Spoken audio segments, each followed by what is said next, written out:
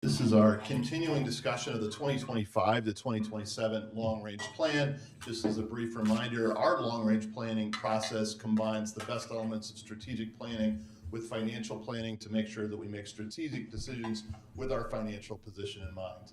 Over the last couple of meetings, the council has confirmed our strategic goals and has been working very diligently on addressing 5 key issues that were raised. Concerns about general fund sustainability, i.e. expenses, revenues not keeping pace with expenses. Same issue in the capital fund where we have concerns that we have enough money and expect to have enough money to do just the maintenance of our current system, but not to expand our system or to address funding for guiding DG projects, capital projects recommended in a variety of our plans. And then another highlight here, our eye towards the future on making sure we have enough money in future years to maintain our facilities in a manner that we can be proud of and provides a safe and comfortable working environment. So I think over the last maybe 3 or 4 meetings, the council has been appropriately taking a deep dive into options to make sure we're sustainable financially as we address those issues. Last time we talked, the council had a series of questions. We did produce another supplemental report number 2. It's available online. You'll see all sorts of information about property tax levies, et cetera. I do also want to point out that the council question process, where we contact each council member on Monday, has resulted in questions on other alternative revenues, which I do have here up on the whiteboard, things like a natural gas tax, electricity tax, and hotel tax. We have all these taxes. The question was, what if we were to raise those as a strategy?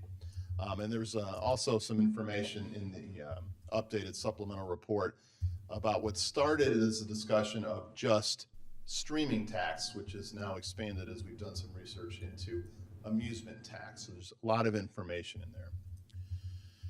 What I'd like to do, just to continue with the frame up, is review 3 options that staff prepared just as a starting point for this further discussion. They have to do option 1, or package 1, is an increase to the home rule sales tax from its current 1 to 1.5%, which would generate about $4.4 million, assuming flat retail activity. And then you can see an idea for how we might use these funds.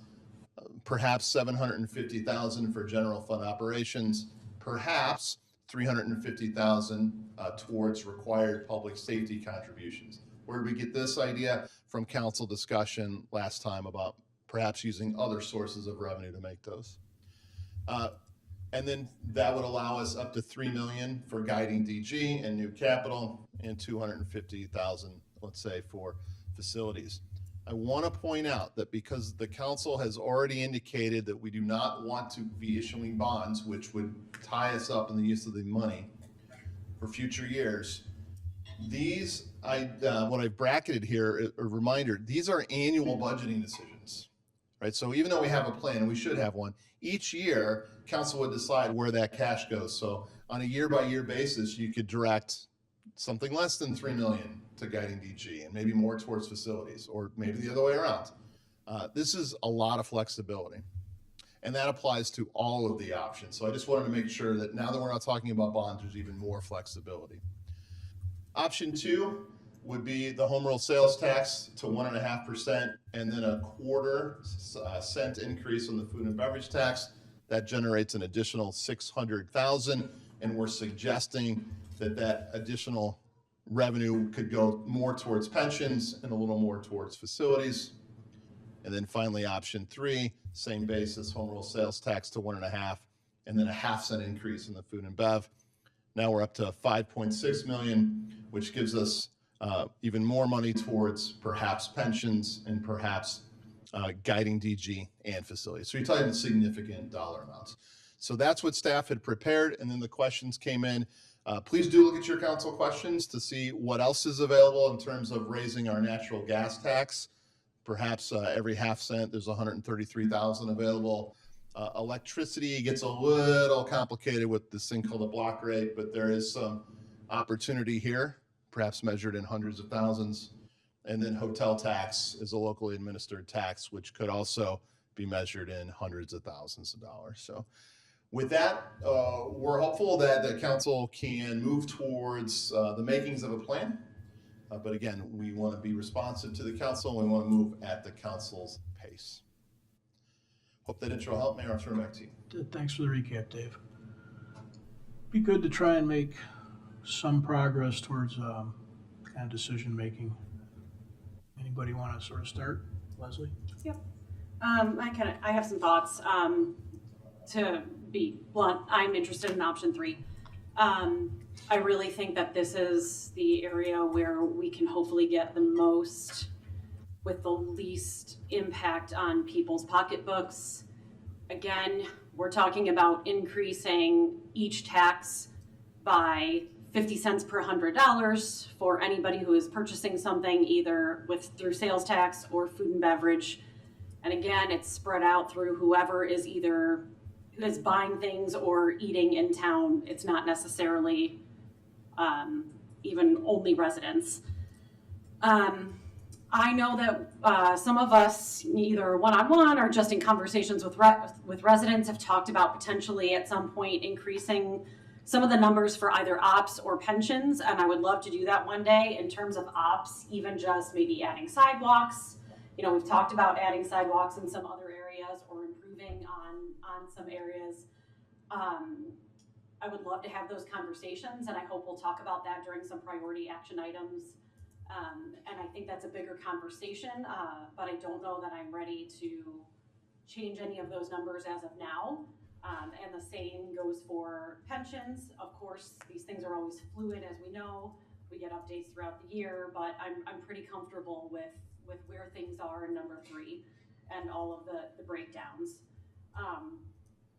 In terms of the amusements, finding out that it's not just streaming services, that unfortunately it would mean taxing essentially everything that under the sun that is amusement. So that includes things, let me know if I'm wrong, anything from bowling to, anything like that.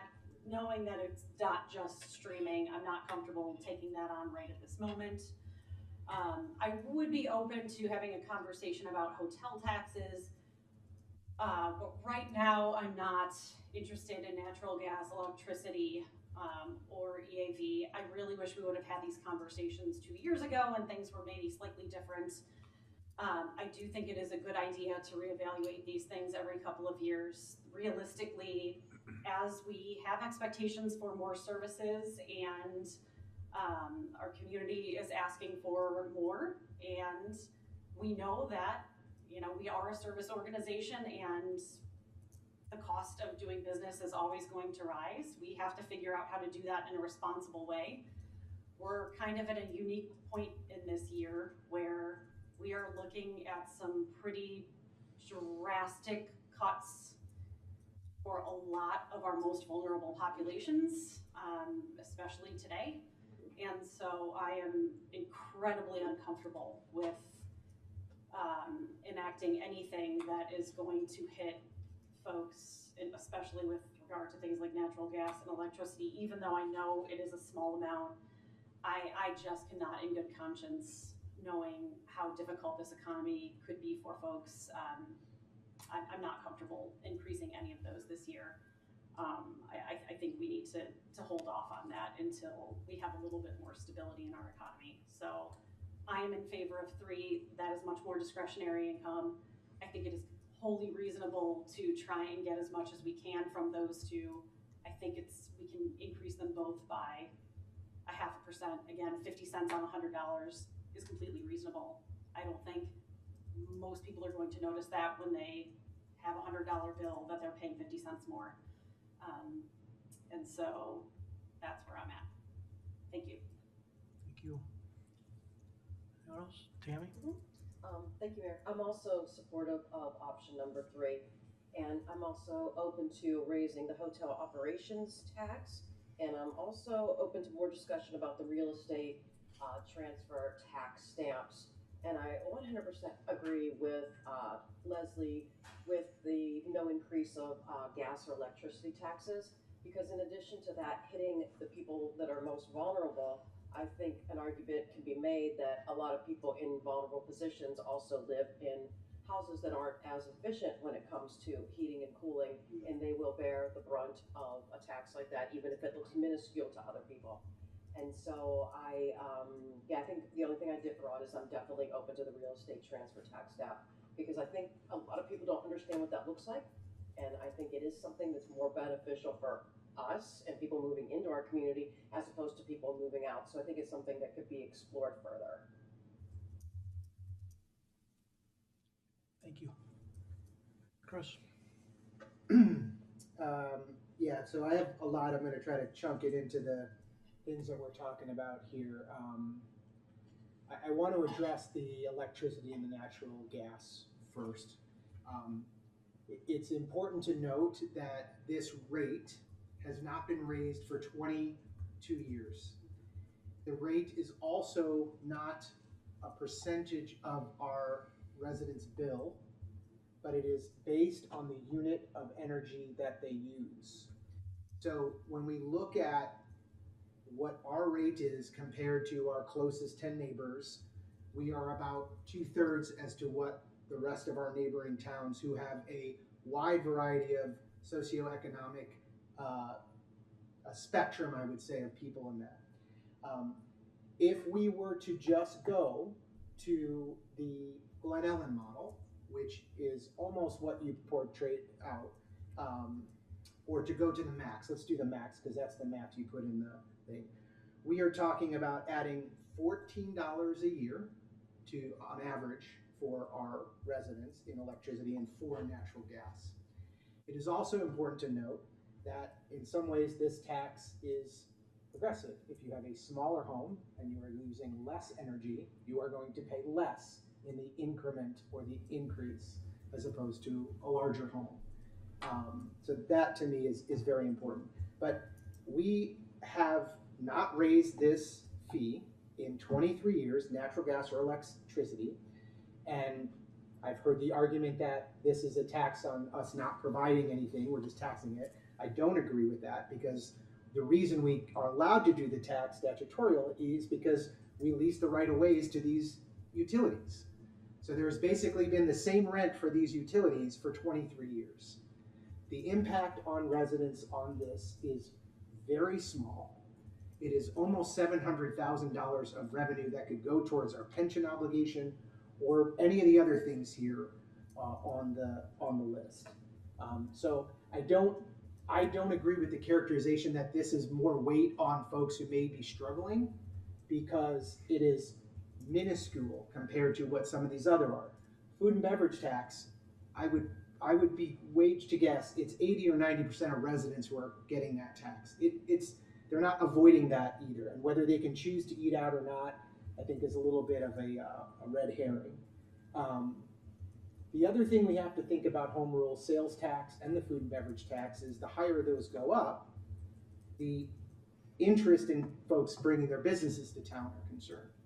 So if I'm a restaurant owner and I see that I can save some money by moving to a different town with a lower tax, that's just a reality of it. So it's not that I'm against those. I understand the drive of those, and I've been sort of trying to advocate for a wider mix, so we don't have to just go after one or two buckets every time.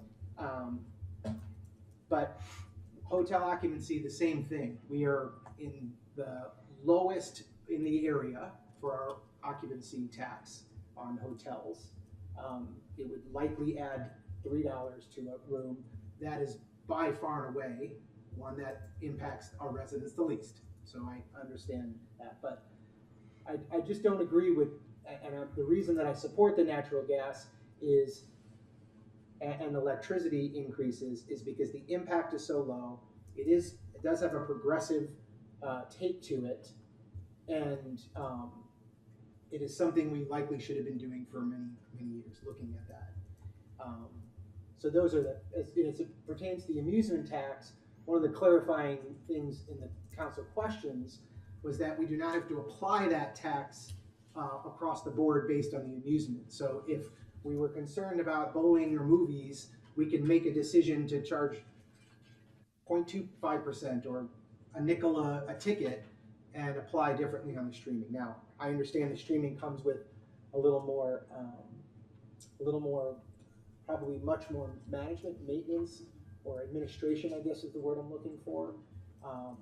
But purely from a characteristic standpoint, I think even if we included some of these in there, the percentage of the increase that is solely directly 100% residents is less than 12, meaning the majority of the taxes that we would be gaining incrementally would be on things that it sounds like everybody's interested because they tend to be applied to people who come from out of town or pay out of town. But I think to ignore those or to push those aside or not put those in the mix now is just another missed opportunity. And so I absolutely support raising those. I absolutely support on all three of those. As it pertains to HRST and food and beverage, I think I would just want to hold back my thing to hear what my other commissioners have to say, because if that's the only buckets we're pulling from, then it may change my position there. Any thoughts on sort of just heard your comments there, Yeah. but range of total dollar amounts you're trying to hit, just so I could understand a little better? Are we trying to move more towards these increments, or any insight you have on that? If it's premature, that's okay. I mean, to me,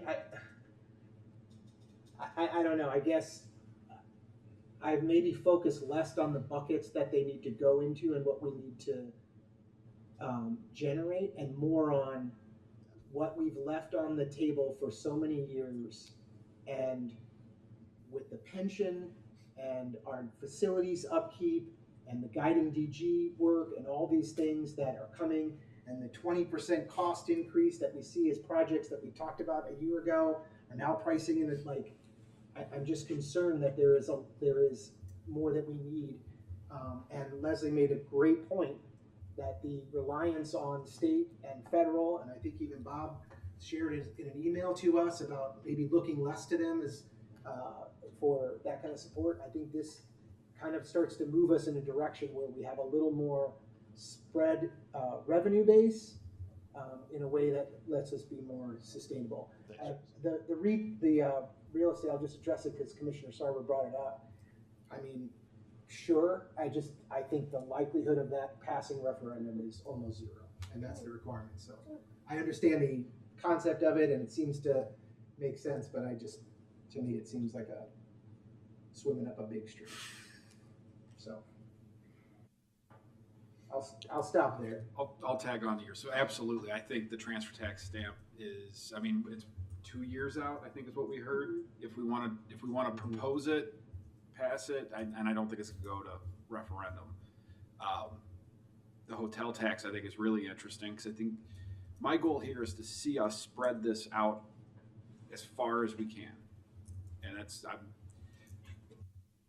my concern is with number 3 is, if we do number 3, does that put us at the top of all of our neighbors if we're combining our home rule sales tax and our food and beverage?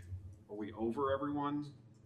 I'd have to double check some of the comparatives that we're in. I think supplemental report number 1, it's certainly moving us towards the top, if not at the top. Yeah, I can't Food and remember. beverage, we would be towards the top for sure. Yeah. Homeroom sales tax, middle top. Yeah, so I mean, if we're pushing those that much this quick, are we starting to actually, lose businesses, or businesses are concerned about even coming here? I prefer home rule sales tax and food and beverage to real estate taxes or any of those. I also am less interested in the gas and electric and hitting people in their utilities too, for the same reasons that Leslie said, is it's hitting our most vulnerable. Plus, it's just putting all of that tax right into Downers Grove. We're not collecting as much from people coming into us, which is why I think the hotel one is so interesting. So I got you here, Rob, Yep. for hotel. Heard the concerns you're expressing about option 3. Is there any? I'm fine with 1 and 2. I don't know if I can go quite as far as 3, but I'm still willing to talk about it.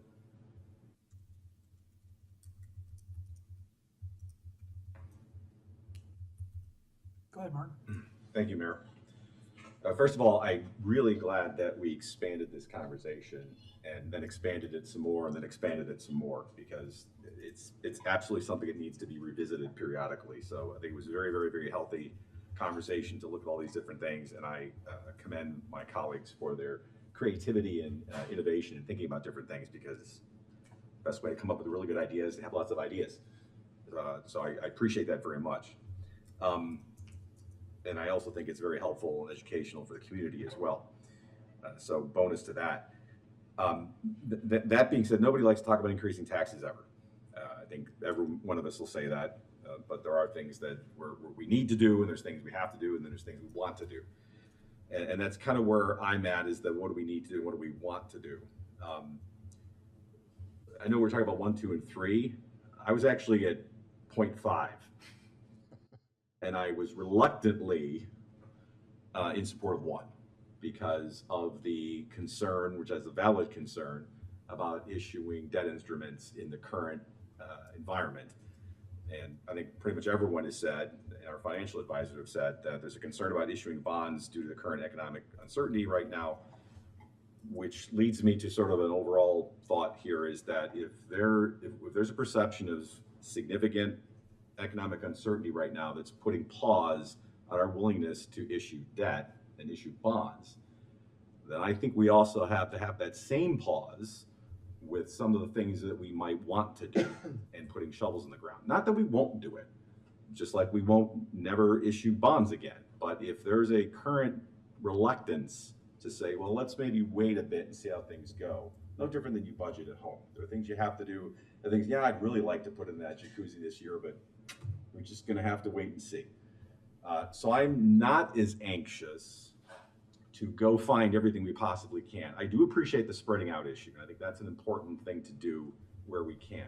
But I'm also maybe not as ambitious to go get as much as we can from as many places, or pick as many fruit from as many trees in order to make the best fruit salad that we can. Maybe we need to have a little bit more pause in that regard. Not forever, but for now. And I think some number of us have said that in different ways. So where I'm at is, like I said, I was at 0.5. I can support 1. I'm not crazy about 2, but I might be, I think I've said this before, I might get to a point where I can support what I would call 1.5. Or no, I'm sorry, 2 would be what I'm talking about. Excuse me, because that's the 0.25% increase, not the 50% increase, or the 0.5% increase. Okay, just to be clear, I could be convinced to support 2, but where I'm really at is 1. For a lot of the reasons that people already said. The home rule sales tax and the food and beverage tax are largely consumption taxes. There's a good chunk of them that are paid for by folks outside of the community. I am concerned about taking the food and beverage tax too high, which is why I'm not interested in 3, but 2 I could probably live with.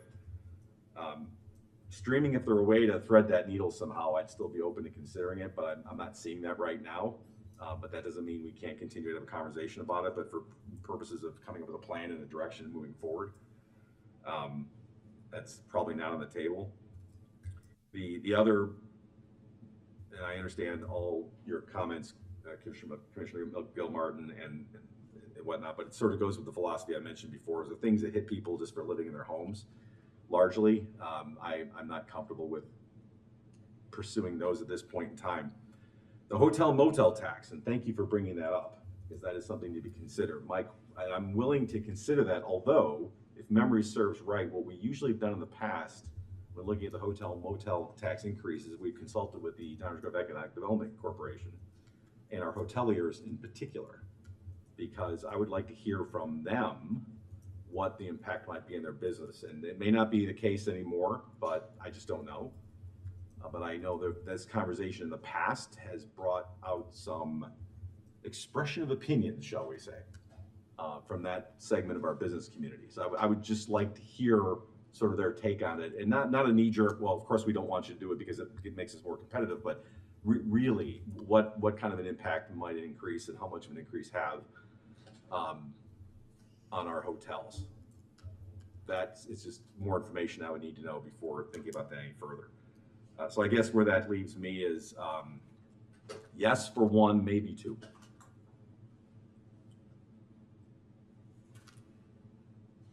Mike, you wanna weigh in or you want me to jump in? Actually like to hear, because I appreciate the historical perspective that Commissioner Tully brought, and I actually would like to hear what you have to say too. So I'm focused on a couple of things. One is the flexibility comment that you made, Dave. All of my comments that are about to come are kind of couched in the idea that those four uses, ops, pensions, guiding DG, and facilities, are, general concepts about where we might put stuff in rough orders of magnitude. I kind of agree. Leslie took the words out of my mouth on some of that there might be other needs that are a little bit more basic that might chip into that sum.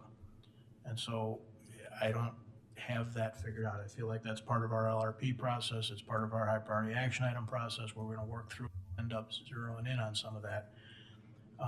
But that flexibility I do like. The fact that we're talking about some of it being at any level, some of it being likely headed towards a pension smoothing kind of environment, is really appealing.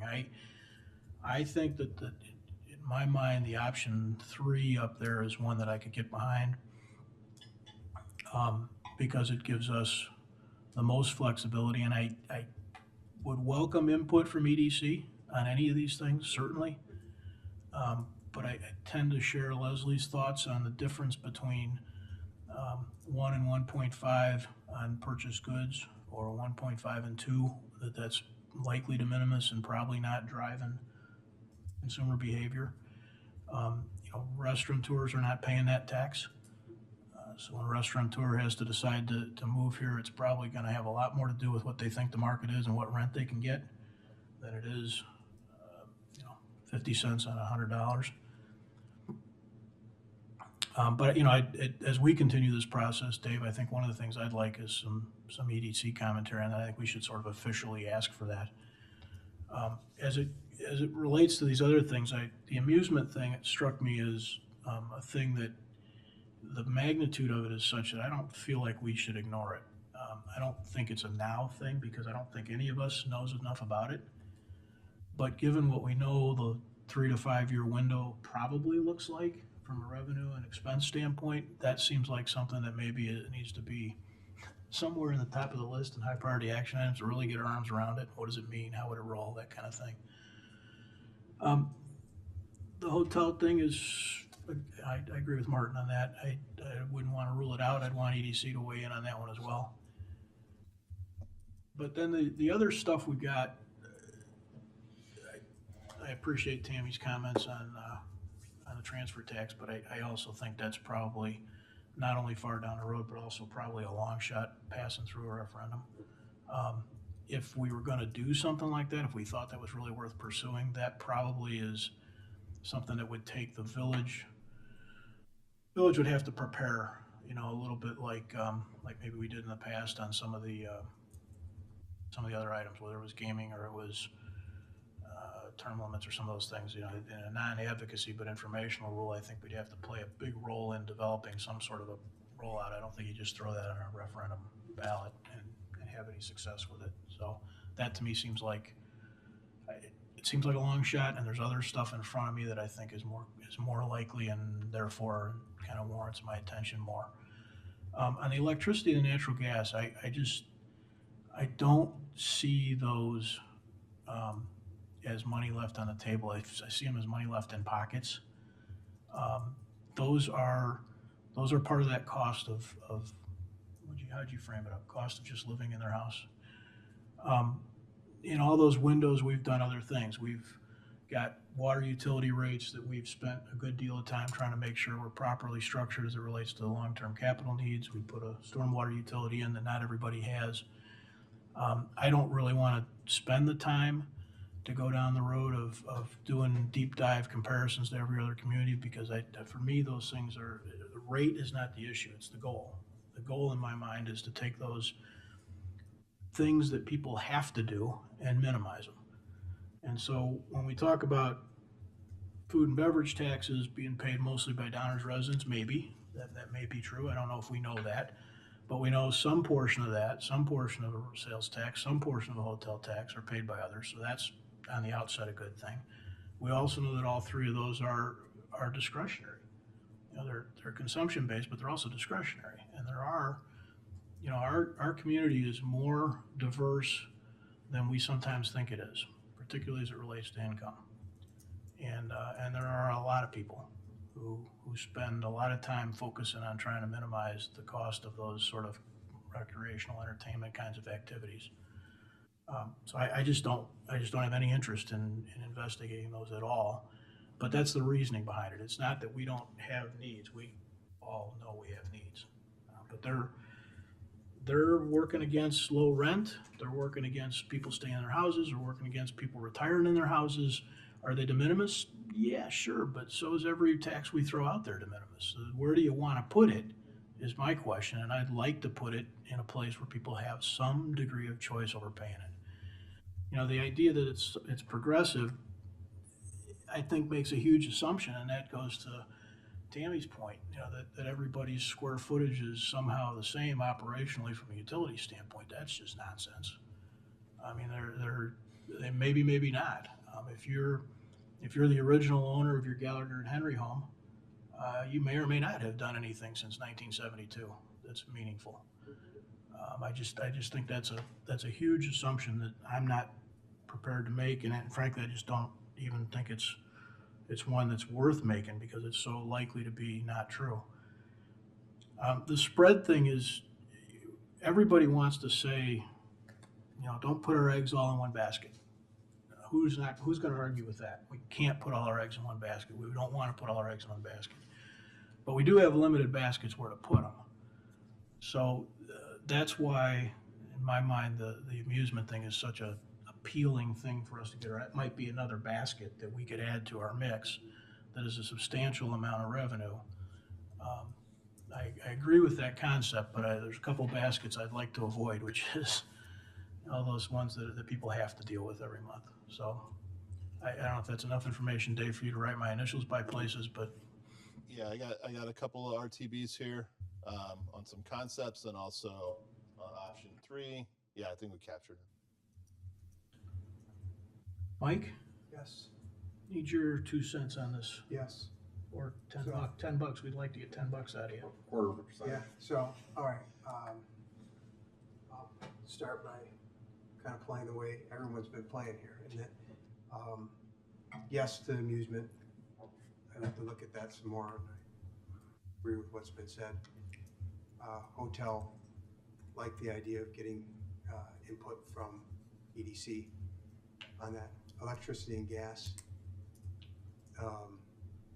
those are, I mean, we've been collecting 1.5 cents, right? Is that what I'm seeing there? 1.5, as Chris was saying, per therm, I think is. Per therm, yeah. So, so the value of 1.5 cents, you know, over the last 22 years is less. And the amount of natural gas and electricity, you know, thanks to higher efficiency equipment, LED bulbs, whatever. I mean, I'm assuming this has been a declining revenue source. Is that fair? Yeah. Yep. So I think it does make sense to take a peek at those two things.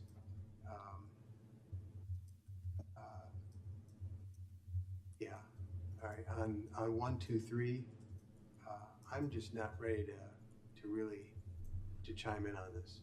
And honestly, it's because of really how we framed this whole conversation so far. And I brought this up a little bit last time. I look at what we can do with the money. You know, so if, you know, what is the advantage, if I go with option 3 and have some of these other things come into play as well, I get $650K for pensions.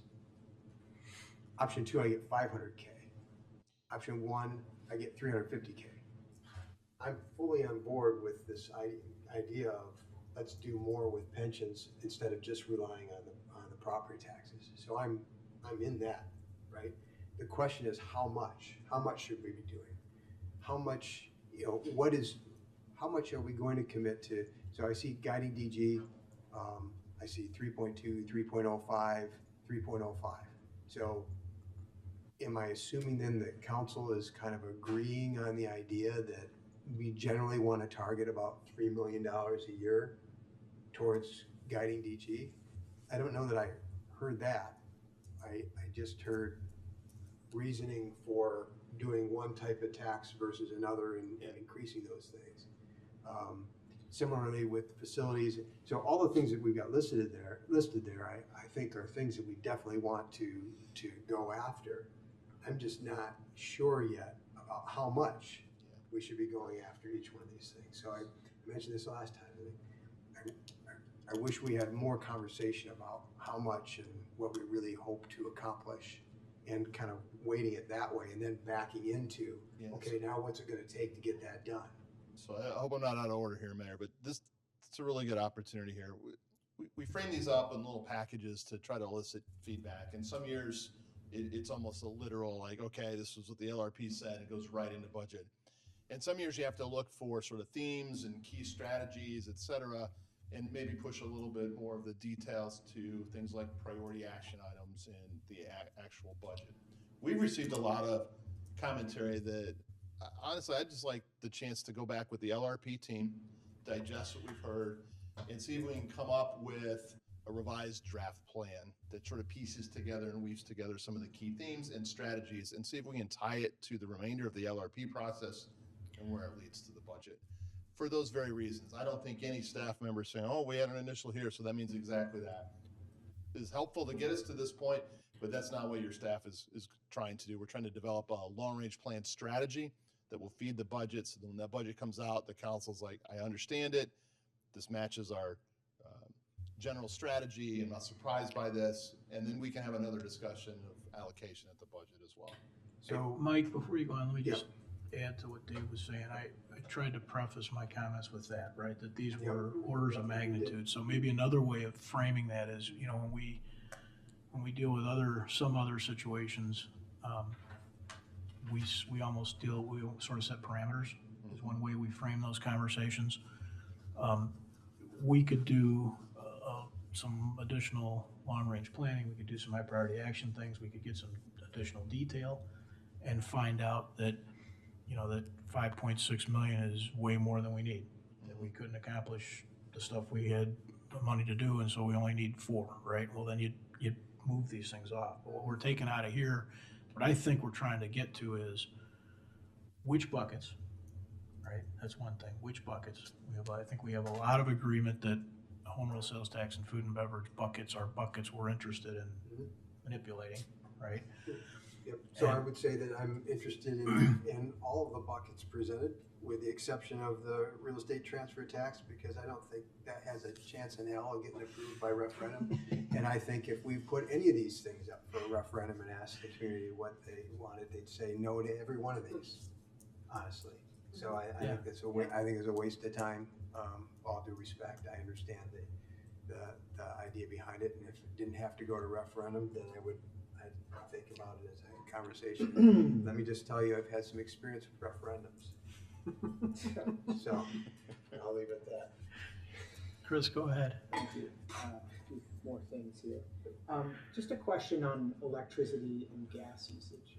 If a company is headquartered in Austin, Texas, and they have an office here in Downers Grove, do they pay local tax on that energy use?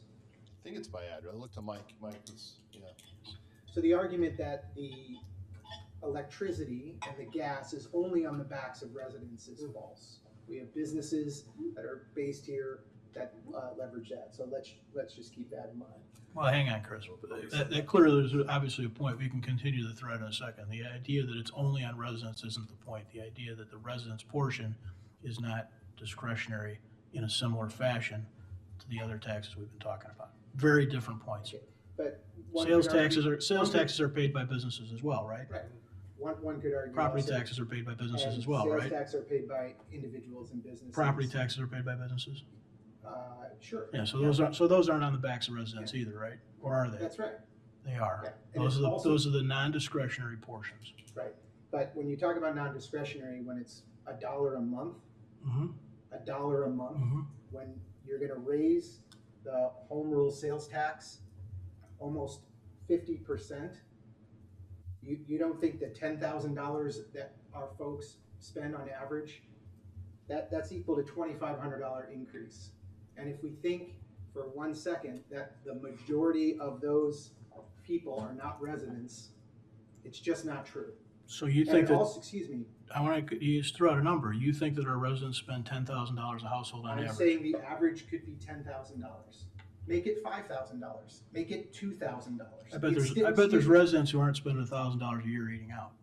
$1,000 in retail sales tax is not unreasonable. That's more on the backs of residents than what the increase in natural gas or electricity would do. We have not raised those rates in 22 years. And this idea that it is only based on consumption driven is just, it's a falsehood. Consumption can also be energy. And our environmental sustainability plan, looking to ways to reduce energy, one way is to make it more difficult. I think this idea that we are somehow saving our residents $14 a year is somehow making a difference in their budgets versus what we're looking to tack on in food and beverage and home rule sales tax. I think it's just a philosophy that I clearly don't agree with. And this idea of what we have to fund, we have pensions. We were talking about going to bonds to fund our pensions last time. We all don't want to do that. Those pensions aren't going away. So yes, we are leaving this money on the table for the well-deserved pensions of our officers and our firefighters. So we can put all the eggs in that basket. I just think this is a huge missed opportunity in a way that will have almost no impact. In fact, one of the things I looked at is what price point does it take, percentage increase, to move folks in an energy environment? In other words, if energy goes up a certain amount, which it has, where does it sort of hit people's budget? It's about 8 to 13% based on the research I've done. What this would do, it add about 0.8% of an increase on that. It's a nothing burger in my mind, but clearly all of you want to take the stance of, not all of you, excuse me, Mike. The majority of you, we can't touch this type of thing, and I just think it's a big missed opportunity. $700,000 a year. That is what our pension would cover our pension obligation moving forward. So let's, I guess, continue to talk about raising food and beverage. Well, we're talking about everything right now, and we're not settling anything right now. So Yeah. your input is, as flawed as I might think it is still welcome for the team. But let's also not put everything in one sort of set of words that we want to use. Some people have used consumption, others have used discretionary. There's a big difference between the two. What's the difference? Discretionary was something you make a choice about, which is what a food and beverage tax or a retail sales tax is. A utility bill is not something you make a choice about. That's not consumption. That's what I'm saying, is they're different. Some people, I am using the word discretionary, you are using the word consumption. They are different words. I'm using those to describe the same things. And they're Food not. Beverage. They're not the same thing, Okay, when you pay sales tax, that's not a consumption purchase? but it's a discretionary purchase. Okay. Hang on, one other thing here. The important thing, I think one of the important things, and obviously some take issue with this because there is or isn't, outside folks paying the tax or not, and whether that's a big number or a small number or not. The burden of pensions is one we are going to carry one way or another. And so what I subscribe to as being a good process forward in that is to try as long as possible to carry that in a way that has some chance of being paid by somebody outside of the village and has some degree of discretionary component component to making the payment. That is not a forever tax. That is not a forever situation. I can't, is it 30 or 40? I can't remember what the date is. There's a looming deadline. One of the reasons we have the increases we have is to get to a point where we are current funded. And at that point, all the math changes. At that point, you're only talking about new liability coverages in the future. So it is the reason the bonding thing was brought up is because it is a discrete amount with a discrete deadline. Now, the amount changes based on fund performance, yes, but it's in a very narrow band. There is a point at which point the state has required us to reach a certain funding level. That is a known fixed time and fixed amount. That lends itself to financing discussions. We all agreed, and I think everybody's on the same page, we don't want to do that now, probably in the next 18 months. But that's why it was discussed. It wasn't because somehow it was different or thought through a different lens. It was simply that the fixed amounts and the fixed dates lend it to asking that question. But it's a burden that we're all going to take and we're all going to carry on and we're going to pay no matter what. And so the question just is, where do we want to get it? And that's the conversation we're having tonight. You see it differently than I do. I think characterizing it is important too. I agree. You wanted to jump in? Go ahead, Leslie. So I find myself, I think, Kick me or something. yeah, 'Cause I don't- in between the both of you, because this is something that I hope if we don't do it now, we will revisit mid LRP, so next year. Because we are on the lower end of it, looking at some other municipalities that we often compare ourselves to, realistically, we are on the lower end.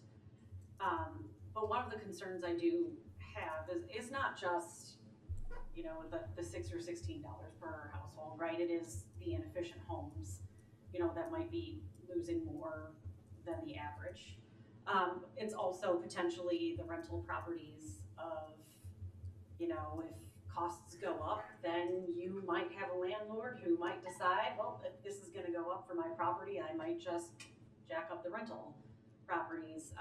And obviously, affordable housing, I'm sure everybody is not surprised by this, is something that I hopefully plan to bring up in our priority action items. And so, if that is something that we could potentially be doing in tandem and be discussing, that's also a way that I would be more comfortable having a discussion about this as well.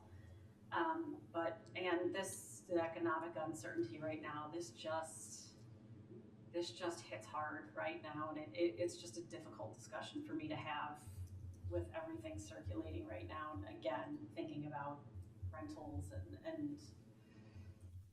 and all of those different levels. So I don't think you're wrong in bringing this up, and it is something that I think needs to be discussed in the very near future, and especially if hopefully we move forward discussing how we can ensure that we have more affordable housing throughout the village. But at this exact moment, I don't think I'm ready to say yes on it. Can I challenge you, Leslie? We passed a grocery tax 1% unanimously. Well, yeah, because essentially all we did was shift it from the state I agree, to but the municipality. that doesn't change the fact that we had an option Sure. to turn that off. We've also increased our water rates. These are As things. planned. That's right, but these are things we do because we are investing in the infrastructure. We have infrastructure needs We that I'm not sure we've got. Well, we increased the water rate because we're investing in our water infrastructure. Right. And the stormwater utility Which is an because of our obligation I don't stormwater view infrastructure. any different than the pension obligation. Well, yes, but the water rates are intentionally to ensure that we can invest in Right. our infrastructure that brings water. Stormwater tax too is gone. And yes, and that is for stormwater. But we decided the stormwater tax, which impacts everybody, Yes, is okay to raise. for stormwater projects, that is correct. Right, but, so pick a project that the utility tax could, we've got 4. Which again, I do not disagree with Yeah. you, but Yeah. I think we're at a very unique moment, especially today, that this just hits at a bad time. I think the other thing to keep in mind is that ComEd, NICOR, they all have programs to help Of low course. income, seniors. We could mirror those in this. I mean, I think the math is I mean, important. then I would love to talk about those, Yeah. but are we ready to have those discussions and enact those with this as of next year? I think I am. If so, then I'd be absolutely willing to talk about it. If we can come up with something that we think, we could make it a little bit easier for folks who are a little bit more vulnerable, then yes, then I am absolutely open to talking about this. I just think we need to be careful about things like food and beverage being tossed out that like a lot of people from out of town. Where I think the personally I think, and I'm working on trying to get some data to support it, Yeah, the vast majority of the people that tax impacts are our residents. I've been discussing things with some folks anecdotally, and So I don't, It that's is why I don't really it's a view good it. mix. It's a good mix according to some folks that I've been having conversations with. What's a good mix And though? so during the week, lunch times Yeah. tends to be a lot more residents, and as you get towards the evenings, the Thursdays through Sundays, it gets to be a lot more out of town folks is what I have heard anecdotally, but again, these are anecdotal Yeah. The conversations that I've had anecdote is helpful. The point is, it's some with percentage, business owners, it's yeah. some percentage of non-residents that are Right. paying the tab. Maybe it's 5%, maybe it's 50%, it's some percentage of non-residents picking up the tab. But those are the conversations that I've been having, and I've Some been percent having of these discussions. non-residents paying electricity and gas. But coming back to that, if we can figure something out where we could potentially have some carve outs for folks who are really vulnerable, then I would be more open to it. It's our purview, we're home. But I'd also be We can apply concerned whatever we again want. about those, rental and whatnot issues. So I'm not sure how we would be able to address that. Leslie, you made a comment, you said something like we were lower than many others. We are. What- I'm kinda what were you- looking at what some of were you these. looking at? Electricity, gas. Oh, I'm looking at some of the other municipalities' websites. I actually have a On table, these- Mayor. On these two items? Yeah, natural gas and electricity. Mhm. Okay, thank you. I mean, I've got the table here somewhere.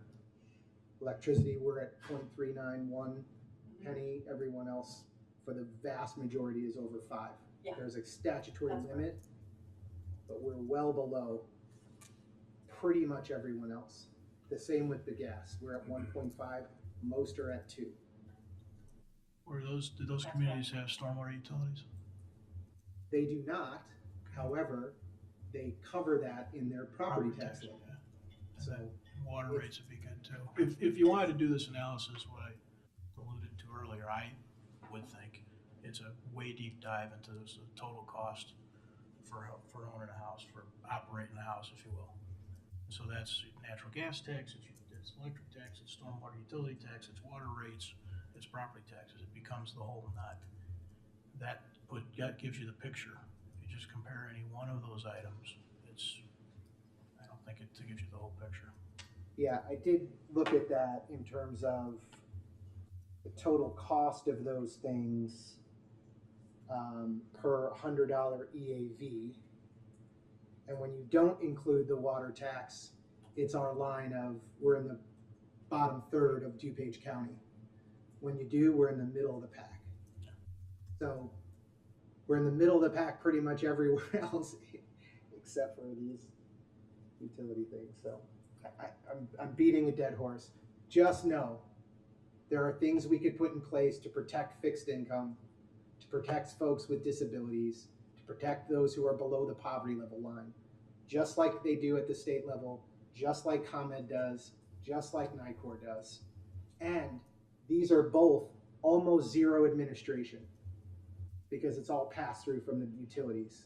We don't have to form a amusement tax police or put a referendum. These are almost zero impact to us in terms of administration.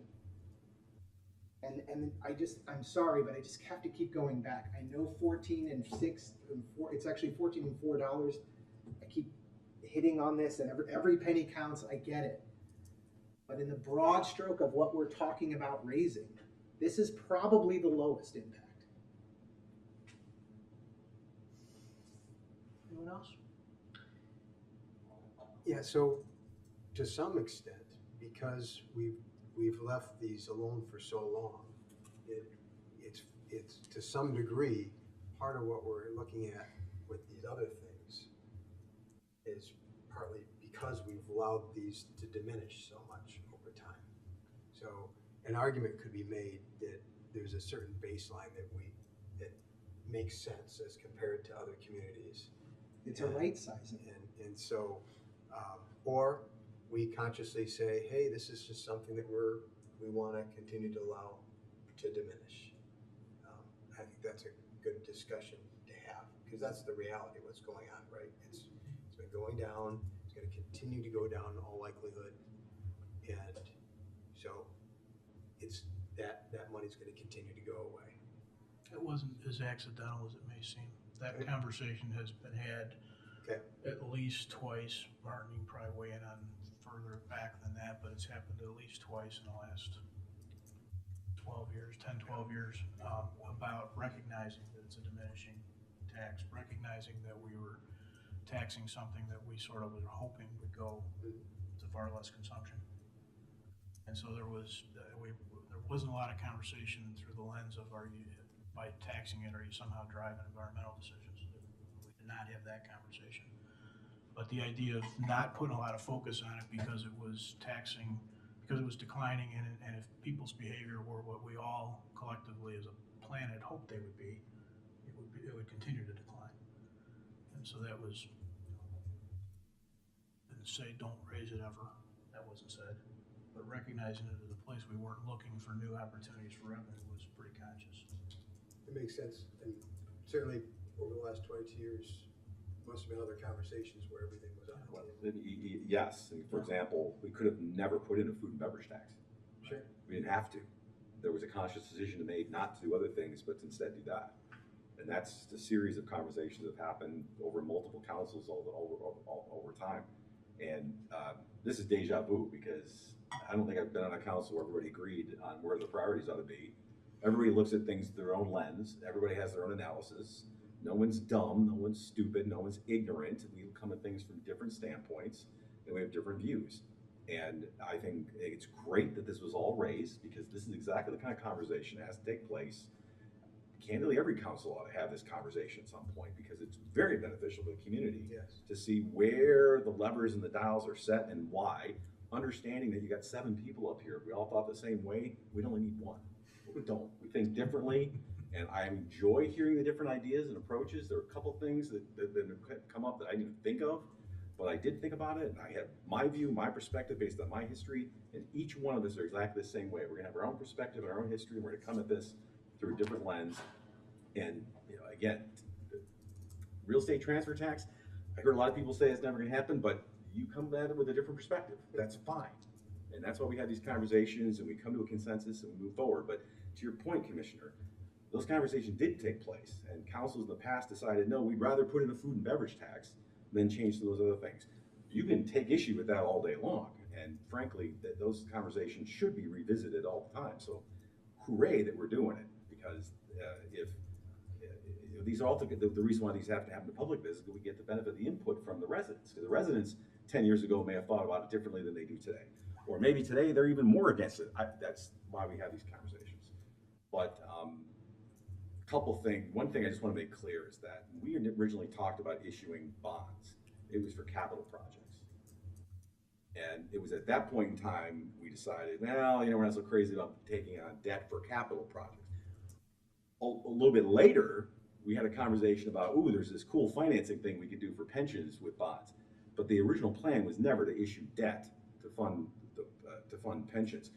It was mentioned as something that could be a financing vehicle, but for the same reasons why it wasn't done, we weren't comfortable doing it for capital projects, didn't come there. But it's not like we nixed some project to fund our first responders' pensions through debt instruments. That was not the original proposal. No, I don't, I certainly wasn't. Well, then That's what I misheard you then. I thought we were talking about it 2 weeks ago.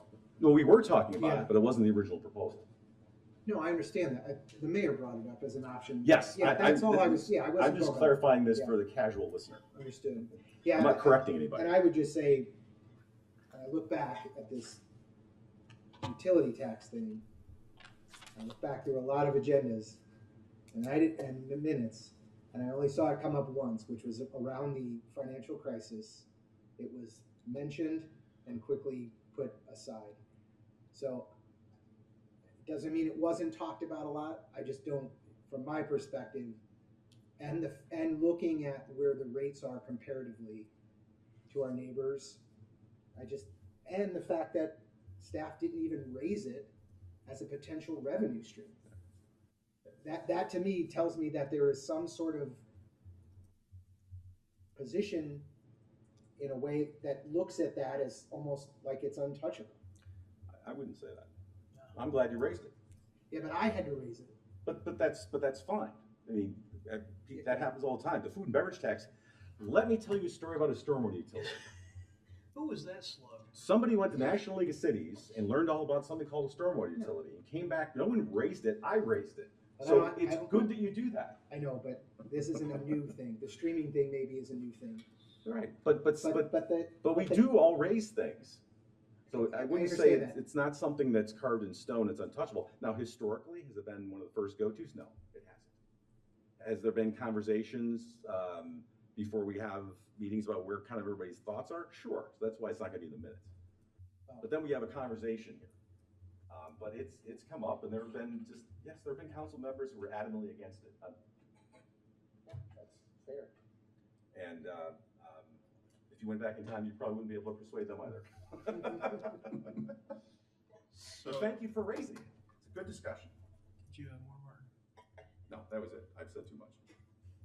I just want to give a little sort of feedback, bad choice of words. If you're watching this and you're wondering, okay, how are these 7 people with that goofy looking whiteboard ever going to get anywhere? This is part of the process. As Martin described, ideas come up, ideas get shot down, ideas get battered around, they spark other ideas. When you see Dave writing on that board as he's listening to us, and you see us all saying, put me by that or mark me down by that, what we're doing is trying to figure out a way to get 4, 5, 7 of us all sort of pointed in a way we think maybe we can go down. It doesn't always happen, but that's the goal, which is why there's some iterations of this and why we're getting towards, this whole thing works over a series of months to end up with a budget that everybody says, well, why didn't you guys hardly talk about the budget? Because we did this stuff right now. What's going to happen next is staff is going to take a look at this board. They're going to take pictures of it. They're going to huddle and they're going to try and figure out if they're seeing some commonalities and some places where maybe there's steps to take forward with further defining ideas and further defining possibilities. Very much like the conversation we had with the micro-mobility thing. So that just a little bit of, if you're watching at home or for the casual listener, you're probably sitting there thinking these guys didn't really get anywhere tonight. We made some progress tonight. Well, I think we made a lot of progress because staff has learned a ton, like we always do. What we'd like the opportunity to do, building what the mayor just said, is I think we're headed down sort of a repackaging of a potential plan and strategy. Probably won't have the same formatting that you've seen before, but I think there's enough here that we'd like the opportunity to present it and see how that goes. And it will be done in the context of also priority action items so that we can get a better understanding of how that might translate into actual budgeting line items as we go. So we'd just like the opportunity to take a few weeks, try to repackage this and put it on the table at an upcoming LRP meeting and see how the council responds to it. Thank you, Dave. With all of our LRP stuff, as I alluded to earlier in the meeting, we generally take some public comment at the end of the conversation. It's a little different than the regular agenda items. So if anyone wants to add to this conversation tonight, of course, you know that we'll be having it again. So if you have some comments on what you heard tonight, go ahead and enter them in the record, come up to the podium.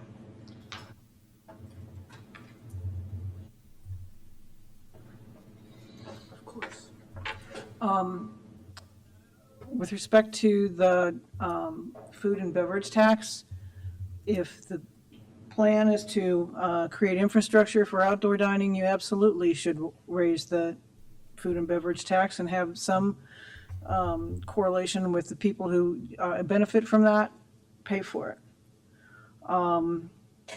The other thing that I heard, one thing that I heard is the concern, and I think a rightly held one, about the uncertain economic climate and what we will be facing in the future.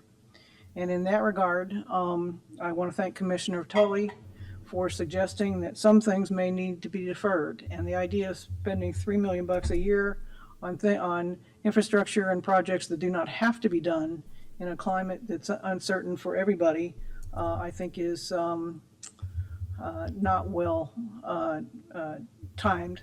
And you might think about discussing further Commissioner Tuller's idea, and I appreciate it. Thank you.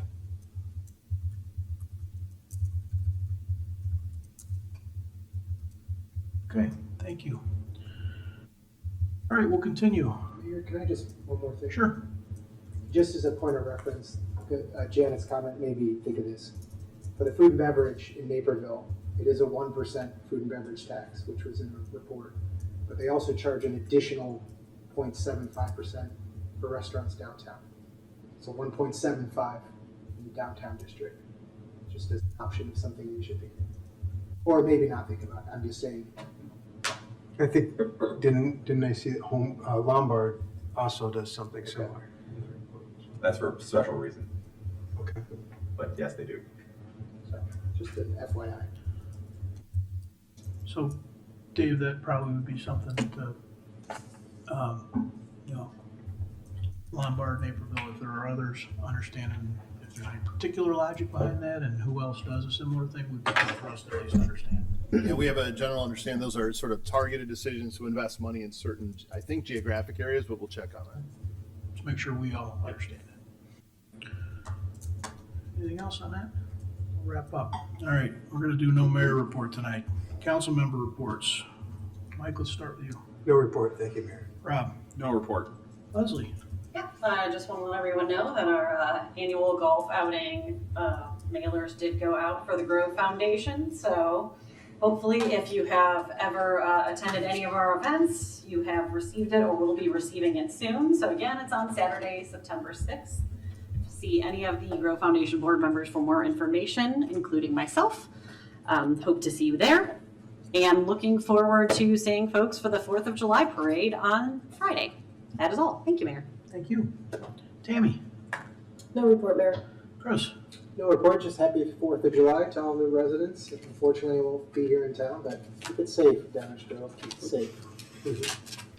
Martin, Thank you, Mayor. First of all, I just want to thank everyone who came out to the best block party in the world, which was Rotary Grove Fest. The weather was hot, but people came out and nevertheless had a very good time. It was hot music, good times. Want to congratulate the Rotary Club of Downers Grove for putting on another wonderful event. And a particular thanks to our first responders who, particularly in the heat, kept us all safe and well during another pretty routine event in terms of how it was handled. No major issues. And of course, I'd be remiss if I didn't say that there are 359 days left until Rotary Grove Fest 2026. I too want to wish everyone, my colleagues, their families, as wherever you are on that day, and everyone in Downers Grove a very safe and happy Independence Day. The parade kicks off at 1 p.m. Some of us will be there. It's going to be hot, probably. I think close to the surface of the planet Mercury at that time. So stay hydrated and move slowly. And then the community fireworks that we share with another community take place at 9:30 p.m. all on Independence Day. So happy Independence Day to everyone and happy birthday, America. Thank you, America. thank you, and happy birthday, Leslie. Thank And you. happy birthday, Leslie. All right, that's good enough for tonight. Is there a motion to adjourn? Mayor Barnett, I move to adjourn. Second. All those in favor say aye. Aye. Opposed? We are adjourned. Thank you all and good night.